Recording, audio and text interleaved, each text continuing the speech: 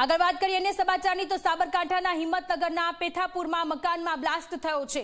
પટેલવાસના મકાનમાં બ્લાસ્ટ થતા અફરાતફરી સર્જાઈ। વહેલી સવારે અચાનક ધડાકો થતા લોકોમાં ભયનો માહોલ।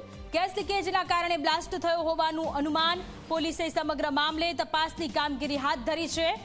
તો સાબરકાંઠામાં મકાનમાં બ્લાસ્ટ થવાની ઘટના સામે આવી છે। પેથાપુર મકાનમાં આ ઘટના ઘટી છે। પટેલવાસમાં ગેસ લીકેજના કારણે બ્લાસ્ટ થયો હોવાનું અનુમાન અત્યારે લગાવવામાં આવી રહ્યું છે। અચાનક જ ધડાકો થતા લોકોમાં પણ ભયનો માહોલ। સંવાદદાતા શૈલેષ ફોનલાઈન પર જોડાયેલા છે। શૈલેષ, સાબરકાંઠાના પેથાપુરમાં પટેલવાસમાં બ્લાસ્ટ થવાની ઘટના સામે આવી છે। મકાનમાં બ્લાસ્ટ થયો છે, અફરાતફરી સર્જાઈ। હાલની શું સ્થિતિ છે?